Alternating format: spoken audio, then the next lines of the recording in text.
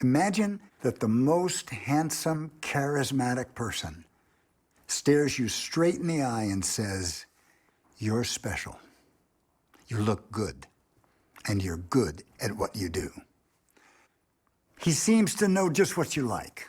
He reads your innermost thoughts, and you feel like you've discovered a soulmate, a deep intimacy. You're experiencing one of those rare, fleeting moments that makes life worth living. Before you know it, you're involved in a deep, personal bond with a psychopath.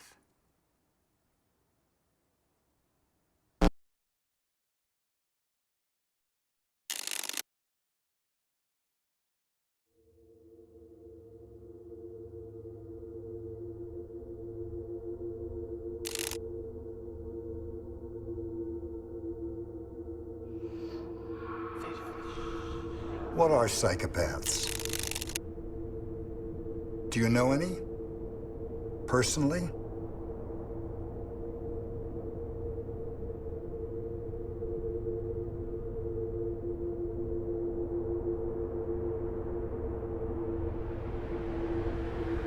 As recently as 2008, most people were just getting on with their lives.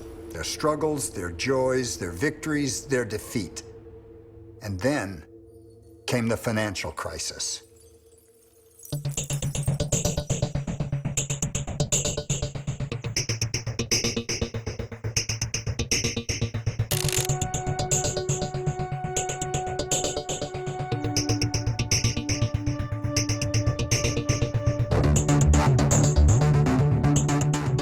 What shocked everybody is how it all happened so fast. Bang!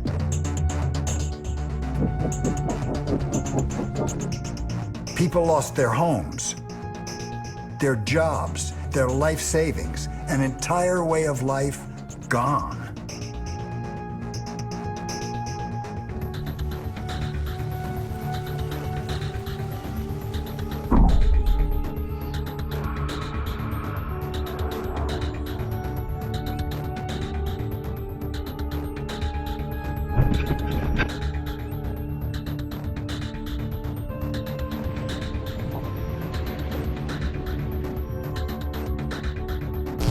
The only thing we can say with certainty is that this is not the first time we've screwed up. As a matter of fact, we're getting better at it.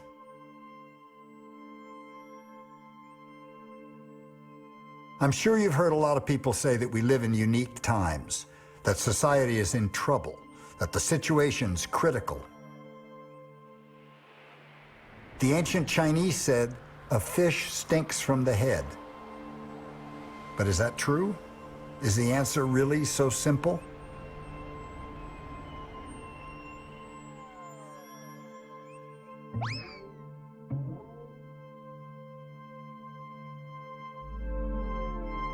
Did you make the mess?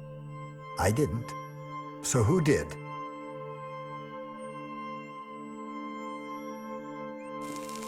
I think it makes sense to look for some explanation from the people who are in charge, at least for somebody to blame.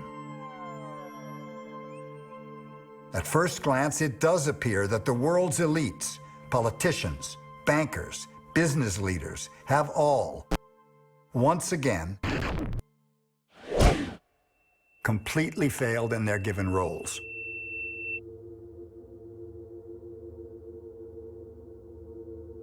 What do we really know about people in power? We trust our lives to them. Their decisions affect millions.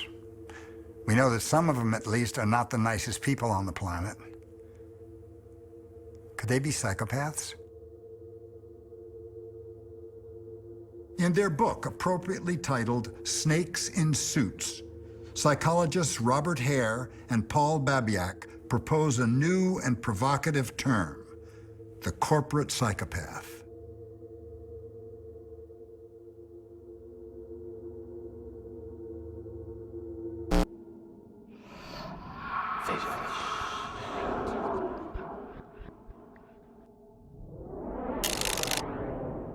Psychopath means crazy. Crazy. Crazy person? A crazy person. Crazy person. Very crazy person. Creepy people. Psychopath? Her. Him. Well, it's an individual who has a psychopathic personality. And psychopathy is a personality disorder. But they're able to work within a business or an industry or an organization. They're very different than what we commonly think about a psychopath as the serial killer.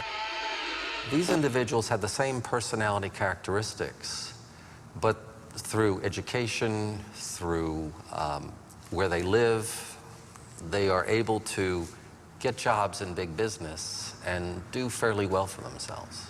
A psychopath is somebody who, as I've said before, is without a conscience. Not because he doesn't have the intellectual capacity to understand the difference between right and wrong. It's because the emotional connection with cognitions, thoughts, and so forth is absent. Some of the characteristics would include this stunning lack of empathy, lack of concern for other people, the ability to look at other people as mere objects. When normal people are processing emotional material, there is greater activation in parts of the brain that nature's designed to handle emotionality. You can tell the difference between an emotional and a neutral event for these individuals, but for the psychopaths, you can't.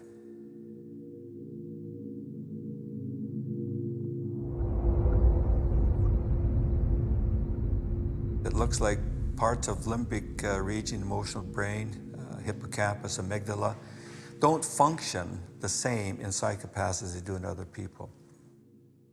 These are individuals who are extremely egotistical, self-centered, lacking remorse for what they have done, knowing exactly what they're doing, and what they're doing is manipulating and deceiving other people for their own ends.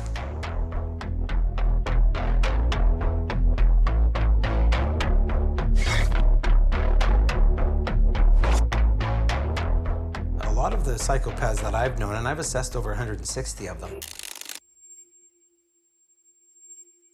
a lot of the ones that I've known, they don't have an evil appearance or an evil feel. They're out to con and manipulate you. So they're charming. They're very charming, and they come across as being extremely easy to like. Most of them. What you see in the movie is the dark side of the personality. What you see when you actually interact with them is the mask that they're presenting, with only a glimmer here and there of the dark side. And so if we learn from headlines in movies that psychopaths have this dark side, and we go out looking for it, we're not going to see it. And we'll conclude that they don't really exist, or if they do, I've never met one. But you probably have met one, you just haven't seen behind the mask.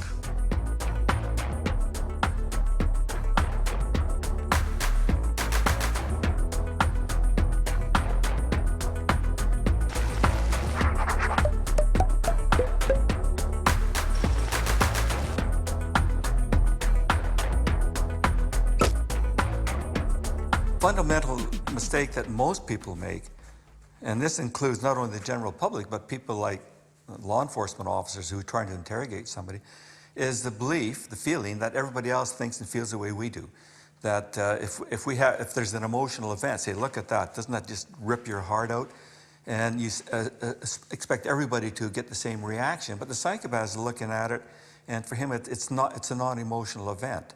When a psychopath is expressing an emotion, is it the Stanislavski method of acting? Is he actually feeling it, and he's able to project what's inside outside? And the answer is probably not. They're using facial expressions and hand movements, body language that seems appropriate to an underlying emotional state, but is fake. I consulted on a movie with Nicole Kidman called Malice, and she wanted me to go down to Hollywood to help her portray what appeared to be a sweet, loving woman, but who's really a psychopath, So anyway, she said, look, you've got to give me a scene. And I thought about it, and I don't know where it came from, but this is the scene I gave her. You've left your apartment, and you're walking down the street, and there's an accident. And then you look at the child who was on the floor or on the ground, hit by the car, bleeding, probably dying. But kneeling beside the child is his mother. And she's emoting, she's going through every possible emotion that would be appropriate for that particular scene.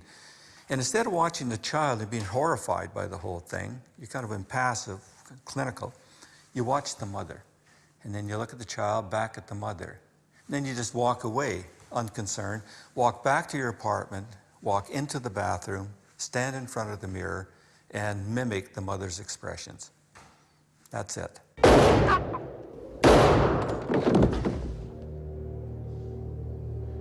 The psychopath has learned that there are certain facial expressions, forms of body language that are associated with what other people say is a particular emotion. Okay, I get psychopath. What's a sociopath?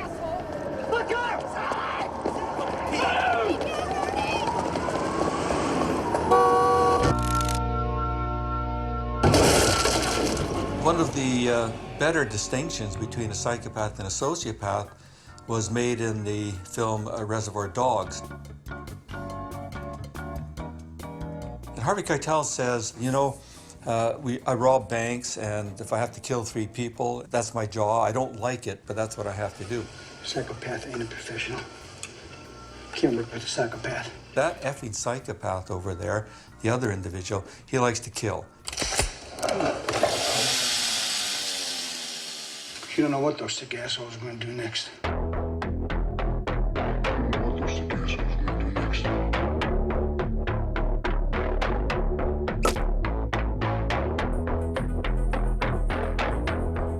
What we call the snake in suit, the white collar individual will get their needs met through more of the con manipulation or maybe the hardball attitude, right? Whereas they may not resort to violence like some of the people that I've dealt with that are incarcerated.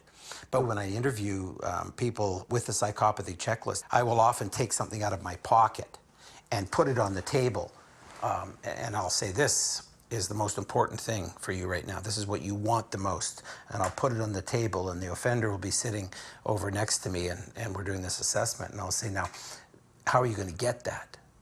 And with the psychopath, typically I will see the person sit back, and we call that duping delight. They look like, this is a little game. I'm gonna take you on this game. They're very competitive. They'll say, well, I'll ask you if I can have it. And I'll say, no, you can't have it. Well, I'll try to buy it off you, and I'll pick it up at that point, because I know they're gonna grab it off the table if I don't. And I'll say, it's not for sale. And then I see that smirk again, and it's like, I'll get it. Well, how would you get it? And most of the time I'm assessing them, so they're smart enough to not tell me how they would get it, but they just look at me and say, I'll get it.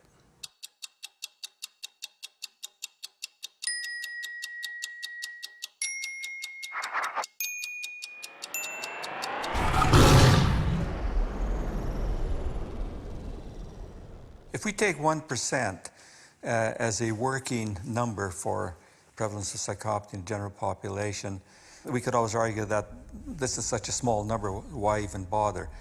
The problem is that these people move around a lot. They're always looking for victims, and they find them. So they go to the watering holes, to the feeding grounds, they go where the action is. Chances are that virtually everybody in our society is going to come across and be affected, influenced by 1 or 2 of these people in his or her lifetime. Doesn't sound like a big number until you think that that's 1 in 100 people. In the average movie theater, when you go to see a movie, you're sitting in a room with 100 to 200 people. So it's quite possible for you on any given day to bump into somebody who has a psychopathic personality.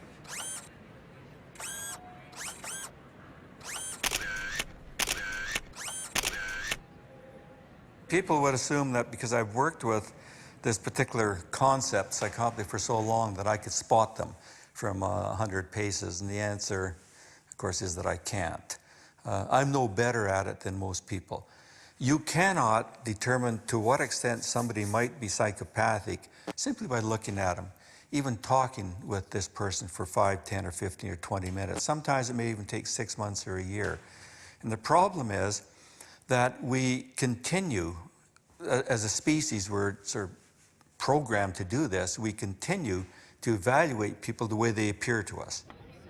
We tend to be very forgiving in our interpersonal relationships with people. We're often open to their explanations and their rationalizations, and we give forgiveness. We also, when building a relationship with people, believe that they are real. What a psychopath does is they weave a picture of a person that's really a dream. It's a spirit, it's not real. And you feel like you've discovered a soulmate, a deep intimacy. And you're experiencing one of those rare, fleeting moments that makes life worth living. And before you know it, you're involved in a deep personal bond with a psychopath. Once you're in that bond, we call it the psychopathic bond, you don't want to break it. And it often amazes the friends who are watching from outside. You're still with him, or you still believe what she said, or can't you see is very common. And they really can't see because of the strength of the bond that's been built. Now, when the psychopath is done with you, they leave. They've never had a bond with you. It's all been a game. And so they just stop playing and move on to the next target. You're left with all these open wounds because you thought you had a relationship with this person. And it could be a business relationship, it could be a business partner, it could be somebody who you're married to, or a personal relationship, it could be a family member. And when it breaks, it hurts. And that's the psychological and emotional abuse that a psychopath, feeling no empathy, no remorse or no guilt, just moves on to the next target. It's the guy in the movie, what is that movie? Where he's in the shower and he kills the lady. Horror movies about him. They kill people. Insane. Murderer. Killing. Maniac. Criminal. Killer. Somebody like Charles Manson.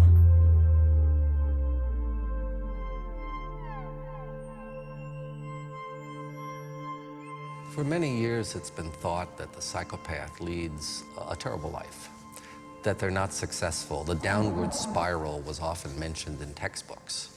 But now we know it's quite different for many psychopaths. And maybe it's because they have greater access to education. Every psychopath that I've met has had a college degree and a couple have had PhDs. So there's greater education. There's the ability to look corporate, to look like a business person, as opposed to what one thinks of as a serial killer. And somebody with a psychopath can put on the costume, talk the language, and have the certificate on the wall, and easily convince somebody who owns an organization or is hiring for an organization that they are the ideal employee. Over the years, we've coined the term corporate psychopath to describe this particular individual. They share the same personality disorder, but we want to make them somewhat distinct so that people don't confuse the serial killer with the corporate psychopath.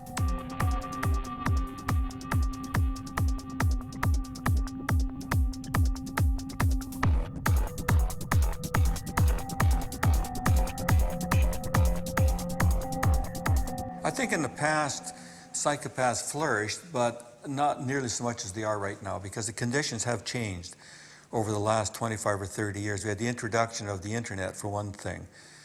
We had all this trading that can go on at arm's length. You know, you can make a trade involving 100 million people at one time rather than doing it face to face.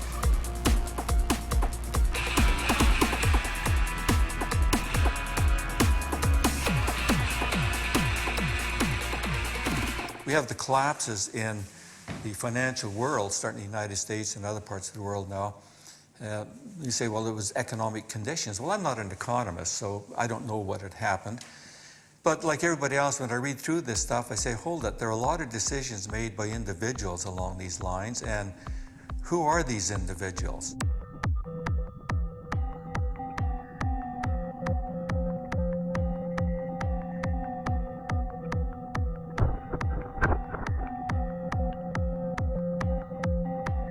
It would be very difficult to identify who they are because they blend in. When you are talking about making a business decision, most businesses are risk averse, or they want to manage the risk when they make a decision, whereas a psychopath will do something risky just to see what'll happen. Making a decision that others would have taken a long time and a lot of data to come to, they'll do it on a whim. And because they are fearless, it could even hurt them, but it doesn't bother them. We mostly accept the view that our society is shaped like a pyramid, where a minority of the people at the top make decisions and laws for the majority at the bottom. In the year 2000, the richest and most powerful 1% of the world's population owned 40% of all global assets. The richest 10% accounted together for 85% of total assets. And in sharp contrast, the bottom half of the world's population divided between them barely 1% of global wealth.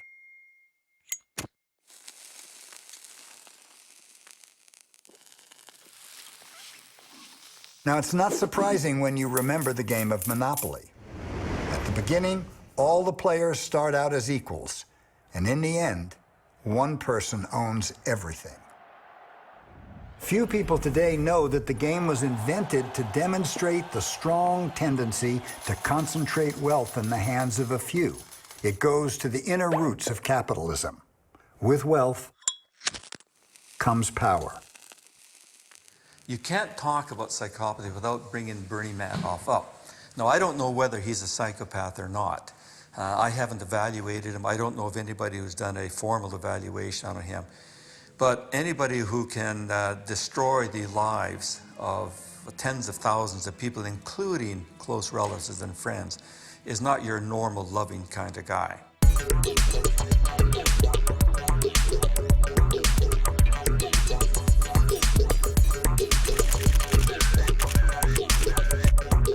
In the spring of 2010, we heard back from Professor Hare. For the first time in history, his team was able to fish for psychopaths within the highest ranks of management at Fortune 100 companies, at the very top of the pyramid. We have a new study looking at corporate psychopathy. It's the first empirical study of this sort. Now, we had all sorts of anecdotes and we speculated, and even in Snakes and Suits, we would talk about individual cases. It's unusual because, to my knowledge, it's the first study that was able to use a well-validated measure of psychopathy with a lot of high-level executives. We have access to 203 senior management executives, people who were selected to go on to further management training. They were considered fairly high potential individuals. The results are actually rather fantastic. The distribution of psychopathy scores in this population of high-level executives is about what you expect in the general population. What differs for this group is that there are more people with really high scores, and some of them, I think 8 or 9 of the 203, had scores as high as the threshold that we use for research purposes to diagnose psychopathy, that is 30 out of 40. And this was kind of surprising to us, and we had a lot more who had scores of 25 or higher. These are very high scores.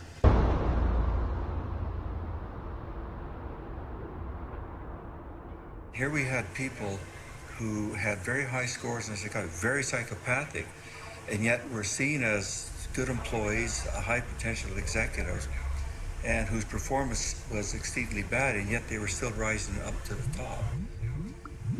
We had several people who were vice presidents of their corporations. We had others who were directors and supervisors, high-ranking positions, and yet they had all the characteristics and qualities that should actually doom them to fail.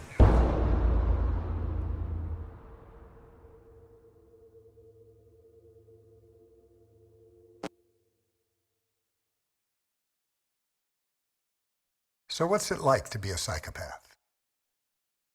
You never have to feel guilty or ashamed again. Never. None of those sticky, uncomfortable situations. Responsibility? What's that? It's actually funny to watch when people cry. All you need is to smile at them, and they'll think that you're the nicest person in the world. You're so cold and analytical, and they don't even have a clue. They can never guess what's going on inside your head. You can do anything you want. What happens in an organization is that the psychopath can mimic the high potential employee. And so they hide amongst this group of individuals. And high performers in organizations tend to get more resources, they get more training, they get bigger projects, bigger budgets, more staff. All the trappings of corporate power, which is exactly what the psychopath, who's a parasitic predator, is looking for. And it is unfortunate for the organization on the whole that the psychopath can do this. What happens in that small group is that the psychopath realizes that all of the other high potentials are rivals or potential rivals and begins to take them out through manipulation, lying, backbiting, all of those kinds of behind-the-scenes activity. The organization then begins to lose this cadre of high-potential performers. They either leave of their own volition, or they're set up and they're fired, or they're sent to another division where they're out of the way. And then the psychopath has taken control. So yes, they do have an advantage because of their personality. And it really is up to the organization to set up some control mechanisms, some monitoring mechanisms to be able to differentiate the true high performer from those who only look like that. You could probably see it at the world level. You're thinking of governments, government leaders, and I see no reason why somebody who is very, very psychopathic couldn't end up as a leader. We've had this many times in history. You can go right back to the Romans and the Greeks and the Egyptians and just trace them all the way through, and many of these people clearly would qualify as psychopaths. But given the times and the context, they did fairly well. Now, a lot of people suffered because of it. And I think what's happening right now is that if we value what these people are doing, or maybe to put it another way, we don't actually pay attention to the bad things that they're doing. We look at, this is terrific, the guy's he's doing this, he's making lots of money for us, and our popularity around the world is increasing, we're moving our armies around, and we're getting all this prestige and so forth, but people are suffering.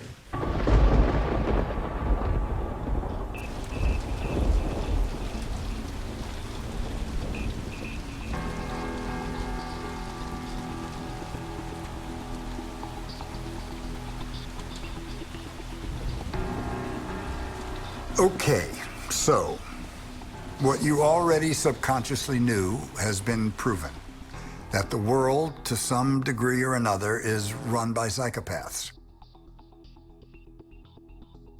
So what do we do with that? We go after them? We take them down?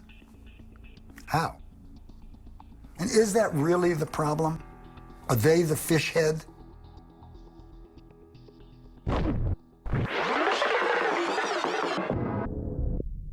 Given a choice, you might want to be one. I mean, or at least a sociopath.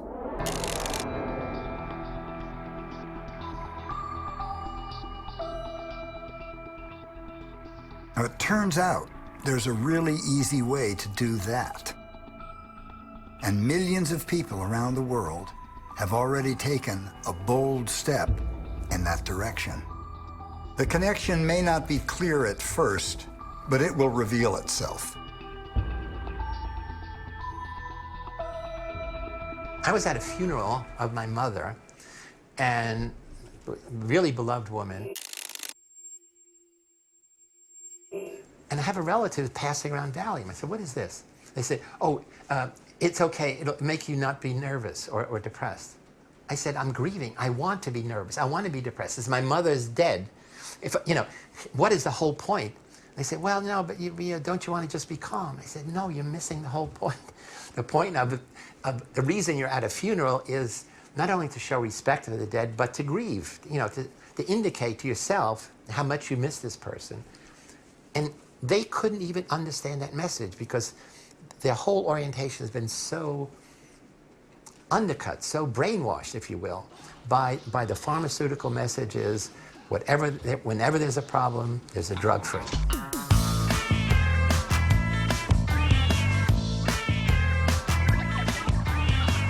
It's a drug. Which make you feel happy. Antidepressants, sure, yes. Yes, I have heard of antidepressants. Yeah, I know what they are. But I don't know anybody. It's a medication. Yes, medication. Yeah. Yeah. Yeah? I honestly don't know. No. I heard about them. That sounds really familiar. I think so. Yeah. Yes. Zoloft, Prozac, no.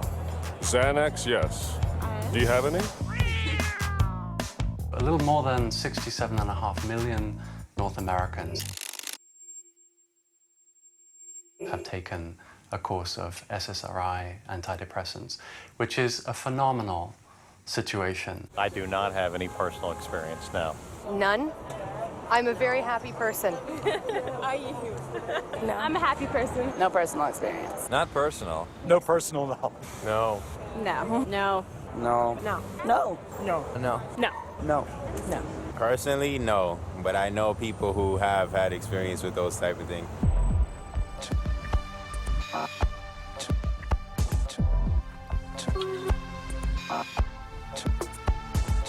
People have been demanding the medical industry make them feel better for centuries. The first drug, which was probably demand-driven, was probably drugs like Valium. If you take it under the right circumstances and in the right dosages, you're going to feel better in the traditional sense. You know, you're going to get a buzz. And it was those drugs that really, I mean, before the antidepressants, were the blockbuster drugs. Huge numbers of these drugs were prescribed.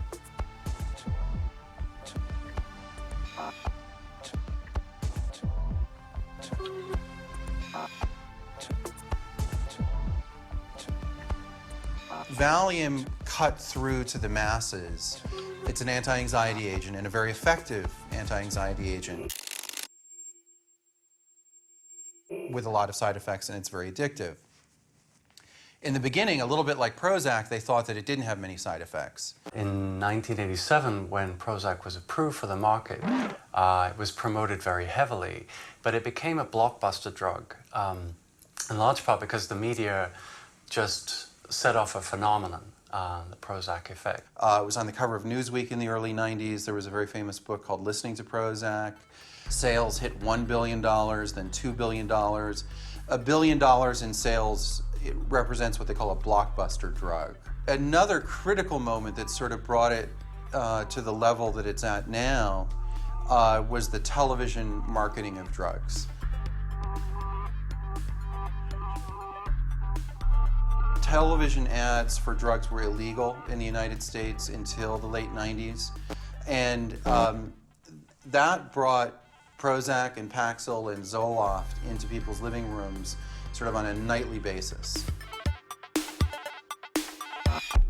Everybody with a sort of passing anxiety or depression or seasonal affective disorder can be potentially medicated or potentially diagnosed. You know, sibling relational problem, which is, having problems with your brother or sister. And to me, that's not psychiatry, that's not dealing with mental illness. The concentration on schizophrenia, on major depression, on bipolar disorder has been, to a large degree, diverted to the everyday anxieties, but we've diagnosed them and medicated them in extraordinary fashion. I don't know anybody that's depressed, but I do know that the people that do take them, they work for them. If they don't take them, they go back crazy. That's just about all I know. Well, it's just a mess being on antidepressants. They create as many issues as they solve. Oh, my father is another one. My father was on Prozac for a while. One of the ways that Prozac became so popular and the way the drug was marketed was that it would allow you to function better and to be more effective in a competitive society and sort of attempt to master those fears. For mild depression, or the appearance of mild depression, and the medication of that condition, the stigma is so far reduced that it's actually kind of cool, to be depressed, to be fucked up and messed up and stressed out, and concomitantly to be taking drugs for that. There is a consequence. These are serious drugs. And you see it on college campuses where it's become so little of a big deal that it's almost dangerous. In addition to the recognized problem of increased obsession with suicide, a litany of further side effects that actually when you compare those with the fact that people sometimes have been prescribed a drug because they're afraid of going to parties, the whole thing just becomes so surreal. How do you say, okay, I'm prepared to risk renal failure because I'm a little shy when I go to a party? I mean, it's absolutely absurd. I get it. People are taking these drugs which have a dubious effect, and they're taking them when they don't really have anything wrong with them. Why do I care?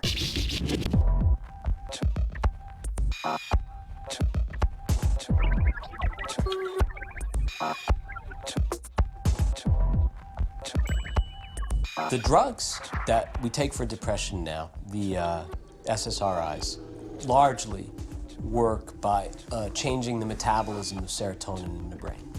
One of the things that these drugs do seem to do pretty consistently when they're working is they sort of curtail or attenuate emotional life.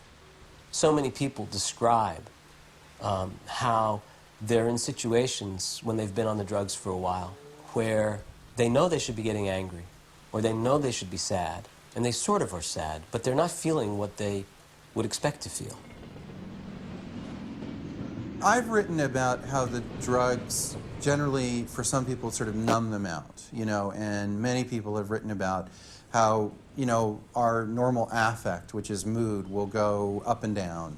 And many, many people have written about how that range becomes much more, the highs get topped off and the lows get bottomed out with Prozac and similar drugs. And I've seen, definitely a narrowing of that emotional range and an associated indifference to the larger world. I think that it's possible to say that without that access, without the access to those depths of feeling, it's very difficult to develop empathy of the kind that really affects behavior. I mean, if you look at the global economic meltdown, whatever we're going to call this time that we're living in right now, anybody reading the New York Times or listening to the nightly news knew that there was a bubble, whether it was the high-tech bubble or the housing bubble. They knew it was happening in broad daylight. So what allows people to stand back and watch that happen? It's interesting to see this. And then if you add to that the fact that the particular nature of these bubbles is that it's all form and no content. It's all ambition, it's unbridled speculation, and it's fueled by what? By confidence. If you go and you look at what people experience when they take these drugs, what they experience when they take these drugs is an upsurge in feelings of well-being, confidence, resilience, the ability to sort of take what comes and not let it lay you low. And I think that it's possible to assemble a picture where it at least bears investigation what these two phenomena have to do with each other.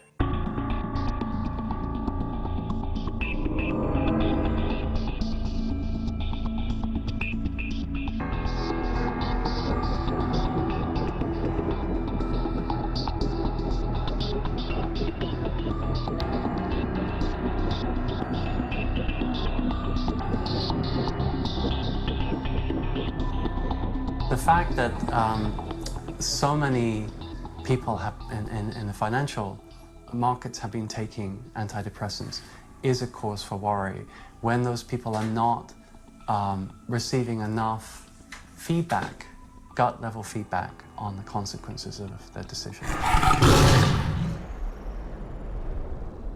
Speaking personally, because I've taken the drugs, fear seemed farther away. It seemed like coming from a different place. What I described is something that bothered me before the drugs, before Prozac, that felt like a steak knife if it was on my cheek, felt like a butter knife. And so the sharper things in the world went from steak knives to butter knives. The issue of emotional blunting that is widely known to be a side effect from SSRI antidepressants becomes very worrying in those contexts because those people need to feel a certain amount of feedback, as it were, perceptually with their actions. It's one thing to know it cognitively, in theory. It's another to feel it viscerally. I am trading billions of dollars with this transaction. Is it wise? Is it cautious? Have I correctly interpreted everything? And the body, the mind needs that kind of feedback.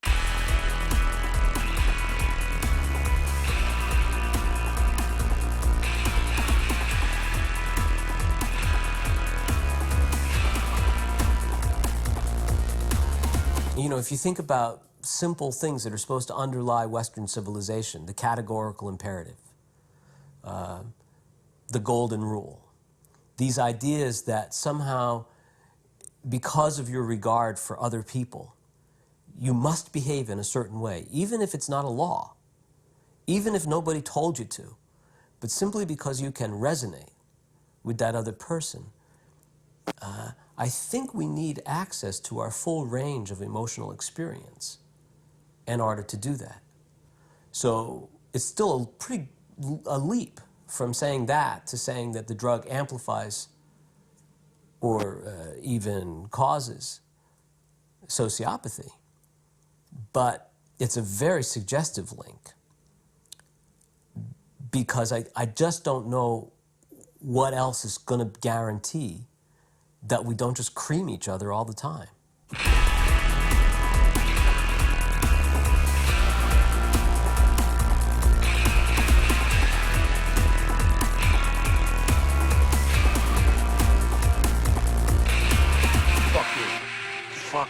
Fuck you, fucked up. Fuck you, man. Fuck, fucking, fuck.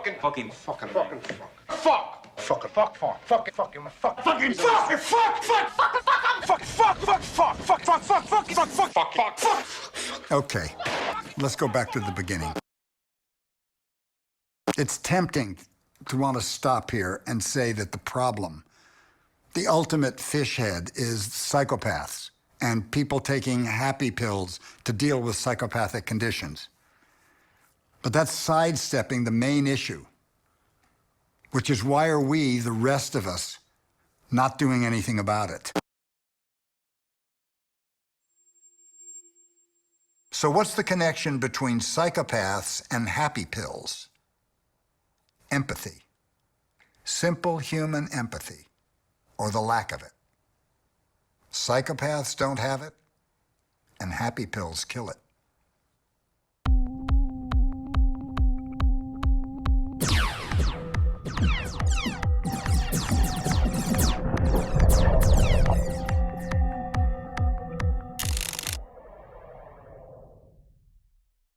For me, what's interesting is I wrote a book called The Lucifer Effect, and the Lucifer story is identical to the Adam and Eve story. And they're both stories about the horrific consequences of disobeying authority, God. You could be God's favorite angel and become the devil. You could be God's favorite human and be cast out as a traitor, as an infidel. And so that message, which is really deeply impacted, certainly in Western civilization, leads us to be blindly obedient to authority. So the famous research by my colleague Stanley Milgram shows that at least 2/3 of all people, of all ordinary citizens, when told by somebody who seems like an authority to physically punish someone else, They blindly obey. So going back to the famous study by Stanley Milgram in which he gets 1,000 ordinary citizens from 2 towns in Connecticut to believe that they are teachers trying to help a learner learn by punishing errors. But the learner, who is actually a confederate of the experimenter, and the teacher doesn't know, keeps making more and more errors, and the teacher keeps shocking him more and more and more on this big shock box, until there's a point at which he stops responding, he's probably unconscious, and instead of quitting, the experiment says you must continue to the very end, which is 450 volts. 2/3 of all ordinary Americans went to the end, 2/3. But in the many experiments he did 2 that have been ignored. In one, you come in ready to help, to be a teacher, and when you sit down, you observe somebody from the previous experiment going all the way. In another study, you come in and you observe 2 people refusing. So they are 2 social models of evil and good. And you know what happens? If the base rate is 60% who blindly obey, when you see somebody go all the way, it becomes a negative model for you, and 91% of all the population in those studies go all the way. But if you see people rebel, 90% refuse to go on. And so this is something we have to deal with. Why is it that it's so important for most societies for people to blindly obey authority? To blindly obey authority means be mindless, don't be mindful, don't do critical thinking, just do what you're told. And that then links up. If parents say, mind your own business, don't get involved, don't think too deeply about it, just do what I say. That is one of the worst things that could happen in any society. An unthinking society is a society that's vulnerable to these psychopaths because they say, I have the answer, I have the way, I have the money, I have the power, I have the status, I can give you jobs. All you have to do is do it my way.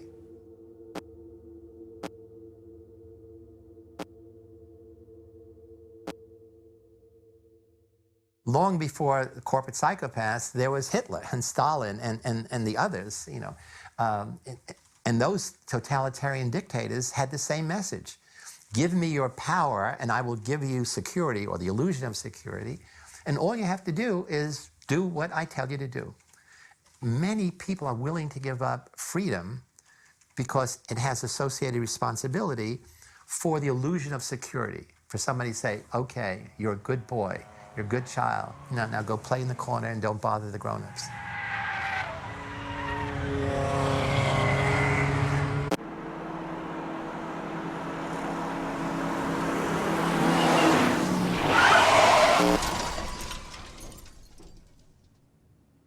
And so in that sense, it's a prolongation of immaturity.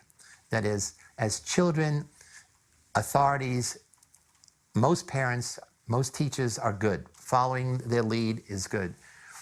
But nobody teaches us to make the distinction between just authority that deserves our respect and unjust authority that deserves defiance. And that's a big problem because as you grow older, then here are these psychopaths, political, religious, organizational, industrial, who put on the same mask and say, follow me. And you say, okay, without thinking why, where, when, and how.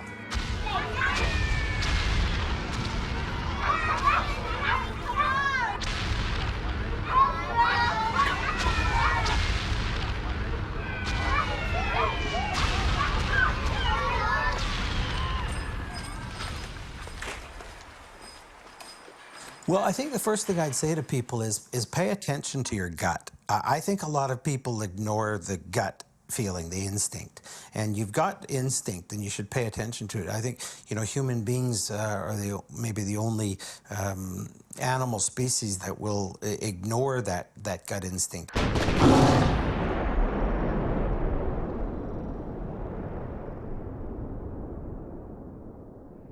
The problem isn't that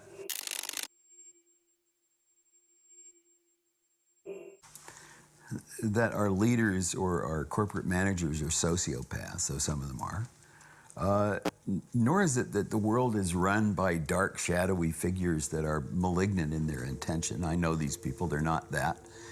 But the organizations themselves and the systems are sociopathic. You can't expect them to have a conscience. You can't expect them to have a heart. You have to live within their nature.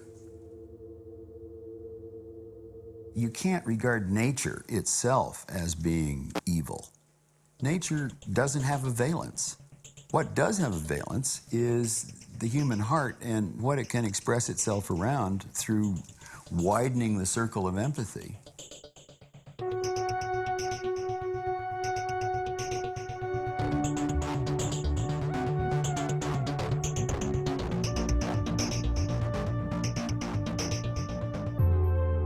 Why should I care more about empathy than the next guy?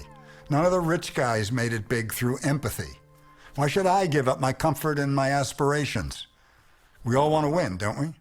What I see over and over again is the collision, if you will, in the organizational systems. That you have somebody at the very top of the organization, and I work with a number of these people, and they're all making what I think most any of us would consider just extreme amounts of money. And if you think about the effect of this psychologically on the people, it becomes a situation where money and the desire for money simply begets more desire. And I think that's a very primitive, from what we understand about human psychology, that's a very primitive state of desire and appetite, to see it as limitless and to be able to almost devour anything. And usually in our own process of maturation, we have the experience of encountering limits, right? And we learn about reality testing and, well, I might want that or feel I could take all of that, but in fact, I understand my limits. And I think there is something certainly that goes on psychologically where those limits become removed.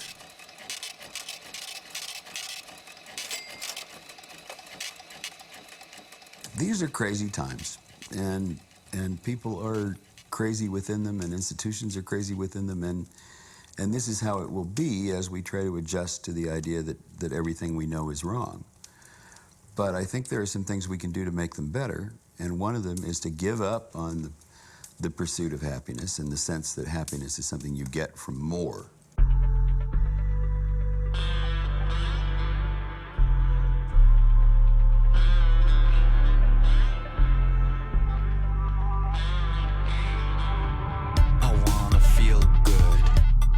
Consumer culture rests on dissatisfaction.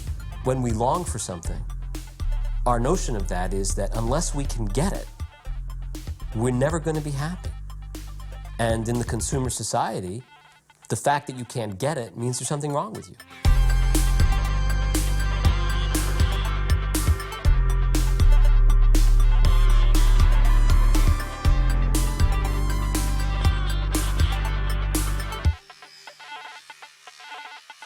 For me, one of the problems is when you talk about good and evil, villains and heroes, it's really a sharp distinction. But really, there's a gray line between them, that no one who does evil ever thinks what they're doing is evil. Evil, there's a slippery slope, that we know evil begins with a small first step, signing a petition. In the Milgram experiments, is pressing a 15-volt switch that the person hardly feels. It's telling a racist joke, which doesn't seem so bad.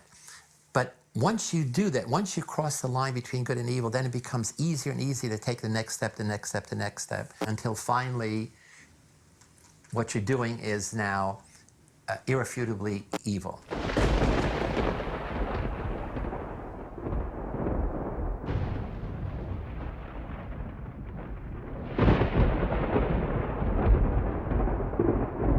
One of the great heroes of this century is the former president of Czech Republic, Václav Havel, who was a playwright. And he's faced with the terrible repression of the communist regime. And as a playwright, instead of going about his business writing plays, he now opposes. He said, this is wrong. And he gets put in jail, and from jail he sends letters saying, this is wrong. This is wrong, a wrong way for the Czech people to live. And ultimately, he was able to persuade millions of people to change their passivity.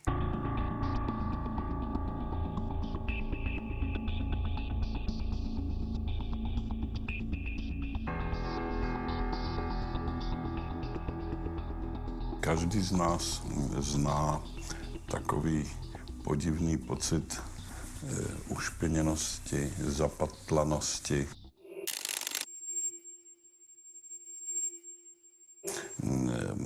Pocit, který se nazývá výčitka svědomí. Když uděláme nějaký kompromis, o němž si nejsme jistí, jestli byl dobrý, tak na něj myslíme znovu a znovu a trošku se vlastně trápíme. I když ten kompromis nám možná usnadnil život ve srovnání se situací, která by nastala, kdybychom ho neučinili. Ale já osobně u sebe pozoruji to, že když se zachovám statečně, je to vlastně ze zbabělosti, protože se bojím, že se dostaví ten pocit té zalepkanosti, že jsem něco udělal špatně, že jsem udělal nežádoucí kompromis, že jsem uhnul a naopak, když něco udělám, u čeho vím, že jsem to udělal správně, tak mám až takový pocit lehké euforie.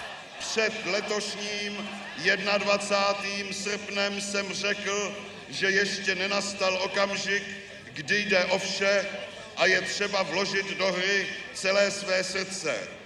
Mám pocit, že takový okamžik nadešel dnes.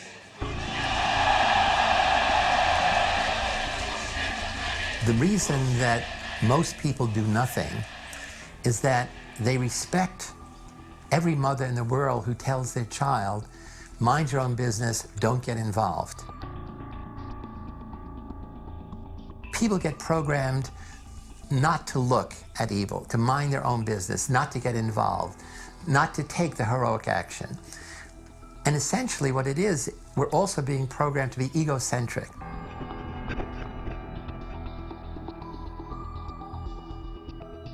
Here it is. We're being told that one way or another, we're all part of the fishead. Well, even if we accept that, I mean, what is there to do? It's so big, there's nothing we can do. And if we're all going down, we might as well take a few pleasures along the way. Or can we maybe turn it around? Is there hope? Maybe. And maybe the hope is the same as the reason that we're in this mess together. Because we are in it together.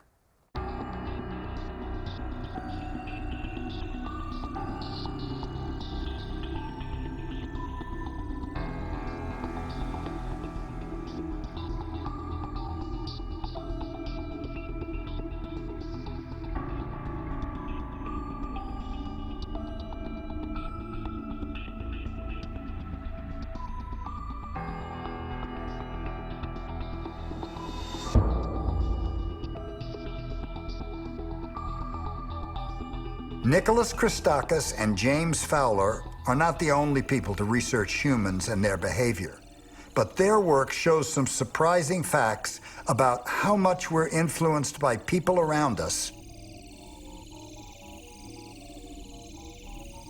and more importantly, how we influence people around us, even complete strangers.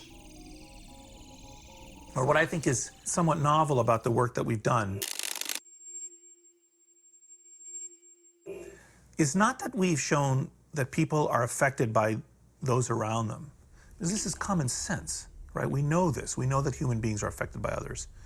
But what we've been able to show, I think, is that we're affected not just by people who are 1 degree removed from us, but also by people who are 2 and even 3 degrees removed from us.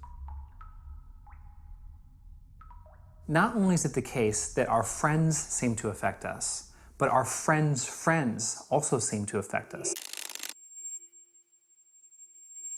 In fact, this spreads to our friends' friends' friends at 3 degrees of separation. The point is that it's not just 1 degree, it's more than 1 degree. The point is that we don't just affect those around us, but we affect other people who are strangers to us. And that we are not just affected by those around us, but affected by other people who are strangers to us. And we find that this is true for obesity, for smoking, for happiness, for loneliness, for drinking behavior, for depression. Everywhere we look, we find this 3 degrees of separation. You tend to affect your friends' friends' friends and no further. and your friends' friends' friends tend to affect you and no further. Human beings are assembled into these elaborate, complex, branching, lightning-like structures, where I'm connected to you and you to others and those others each to others, and you get this incredibly baroque, intricate, beautiful pattern of human social networks. And most people, when they hear social networks nowadays, they think about the online variety, which is a very recent phenomenon. You know, the last 5 or 10 years, we've been assembling ourselves into these online networks. But in reality, human beings have been assembling themselves into social networks for hundreds of thousands of years.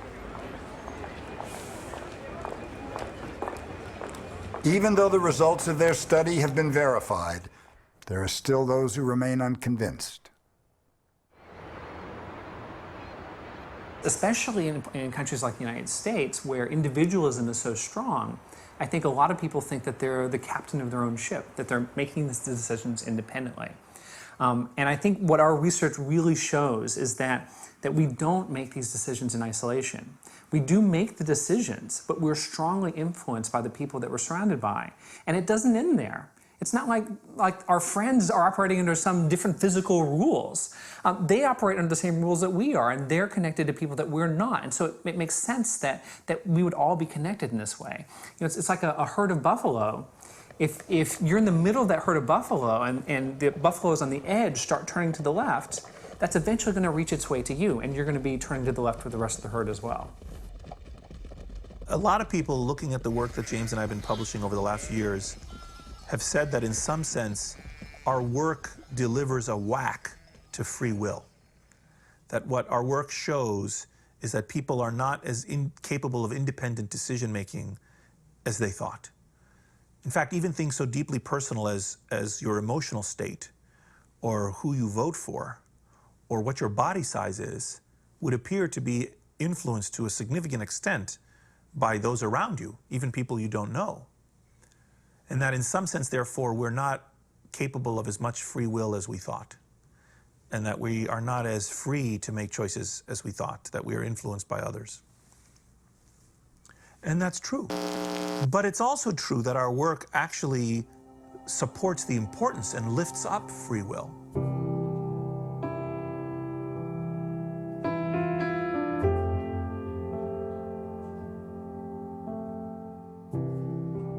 I believe that behavior is changed by having a social norm which says, this is the way we behave. This is the way it's acceptable. This is the way it's appropriate to behave. One of the fundamentally interesting things about human social networks is that networks tend to magnify whatever they are seeded with. So they will magnify germs, they will magnify fascism, they will magnify smoking, drug use. 20 years ago, if I was in a room with 10 people smoking and I was the guest of honor, I would have to leave the room when my eyes teared up. And when I wiped the tears away, I came back and they said, okay, now we can go on with the meeting. The social norm was smoking is okay. Now, if one person lights up, that person has to leave the room. Or now, in many, certainly in America, and certainly in West Coast, nobody lights up in public. So social norms are critical. So how do we change the norm away from me first to us first? So by promoting the notion of ordinary heroes, everyday heroes, we give the world a new social norm to say, your task in the world is not to seek power for yourself, it's to seek power for other people. What our generosity study shows is that if the good things that we do tend to ripple out so that the people around us copy those good things and the people around them copy those good things, it's also possible that some of those paths loop back to us. If you're exposed to people who treat you kindly and cooperate with you, then when the bell rings and you interact with new people who are strangers to you, you treat them kindly. And then when the bell rings and those people interact with still other new people, they treat those people kindly. So the way I am treated now ripples through the network and can affect complete strangers. So I absolutely believe that when you learn that you influence not just your friends, but your friends' friends and your friends' friends' friends, that it changes the way you see the world. When we looked at how happiness spread from person to person to person, and when we saw that it spread 3 degrees of separation, I started making a concerted effort to change my mood when I walked down the street and came home. James gives the example, which I agree with, that on your way home from work, if you make the effort to regulate your mood to the extent that you can. I would put on my favorite song, even if I was in kind of a bad mood, to try and just give myself a temporary boost so that when I walked in the door, that I could make myself happier and therefore make my family happier and everyone in their lives happier. If you see that, Betty is kind to Jane and Jane is kind to Sue and Sue is kind to Robert, you can see the signature of Betty's kindness to Jane in Sue's behavior with Robert, even though Sue and Robert never interacted with Betty.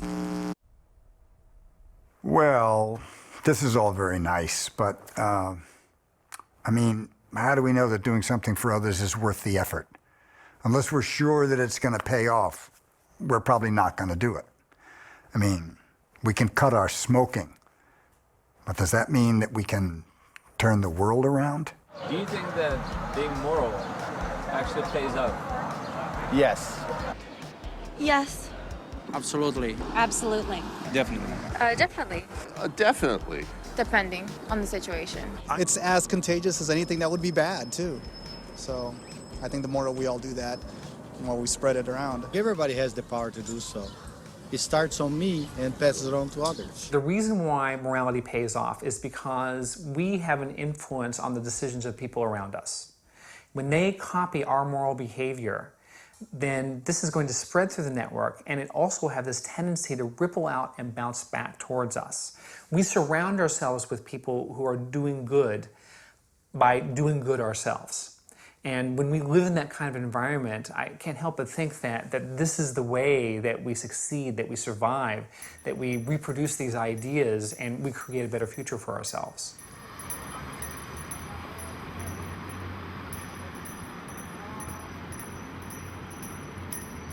Já mám na to takový přirovnání našeho příběhu, českého příběhu, kdy ta opozice, ti disidenti takzvaní, byli všemi považováni za blázny, protože se to zítra nebo pozítří nezmění v nějaký konkrétní úspěch, to jejich počínání.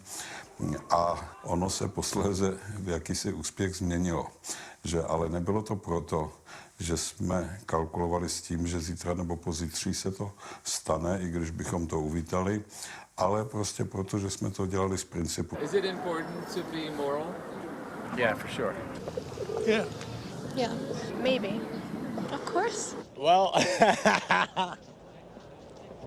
Proč vlastně člověk páchá občas dobro, když o tom nikdo neví? No to je možné jenom proto, že ve vás dříme, byť nevědomně, jakýsi pozorovatel, který to všechno, co děláte, vidí.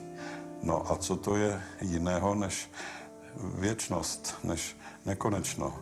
Něco, co přesahuje všechny myslitelné horizonty našeho počínání.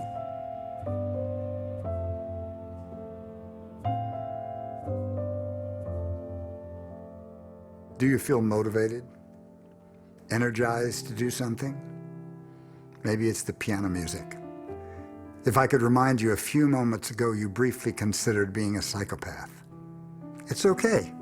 It's a surprising function of our brains that we can hold radically opposite views simultaneously. It's a natural part of our makeup. In times like these where there is this madness,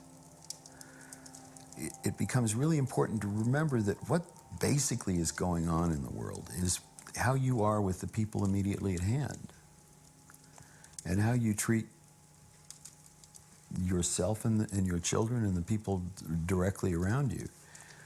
And yeah, there will be winds and weather and economic storms and social storms and political catastrophes and much that is incomprehensible. But what goes on, eye to eye, face to face, heart to heart, day to day, remains the same.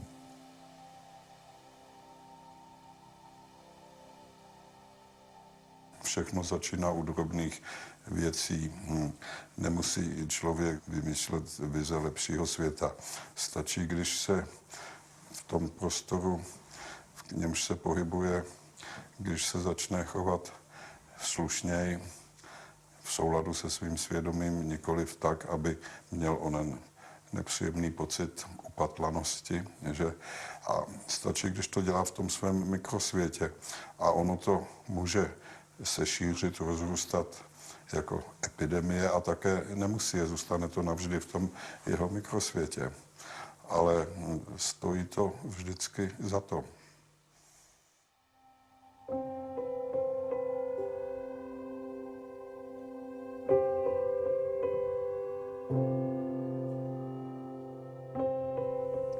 If I was always violent towards you, or gave you deadly germs, or made you sad, or gave you misinformation, you would cut the ties to me and the network would disintegrate. Therefore, the spread of some good and desirable properties, like altruism and love and happiness and ideas, is required to sustain and nurture the network. And similarly, the network is required for these desirable things to happen. So there's a very deep connection, we think, between social networks and goodness. And actually, we think that in a very deep level, human beings assemble themselves into networks because the benefits of a connected life outweigh the costs.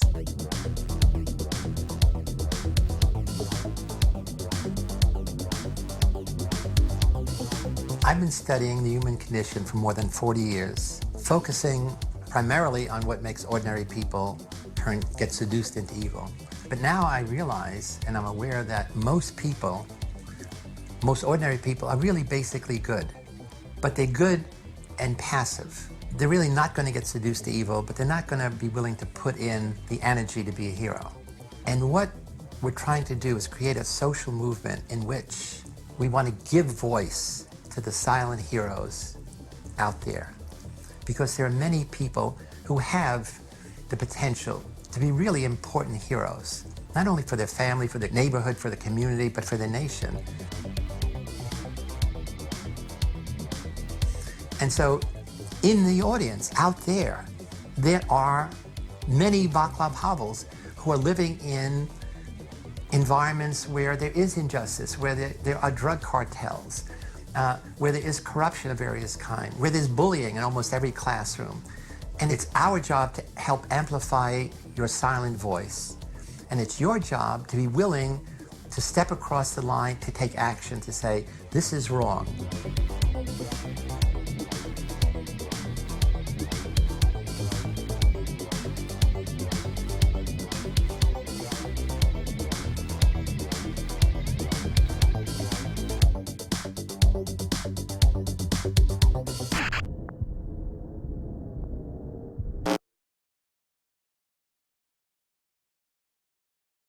So imagine that the most charismatic, handsome person looks you directly in the eye and says, you can save the world. What would you do? We can deal with the fishead if we remember that we're in this together. And we stop looking at the top of the pyramid where the celebrities and the leaders are, and we look side to side. The advantage of being in a herd is that when as few as 5 to 6% of the total population becomes aware of something, like danger, for instance, nearly everyone becomes aware. And our success is going to depend on the answer to two questions. How many are we?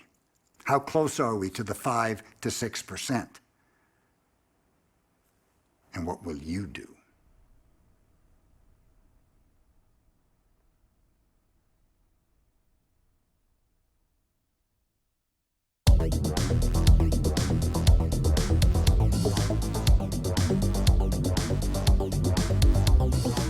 So what it's like to be a psychopath.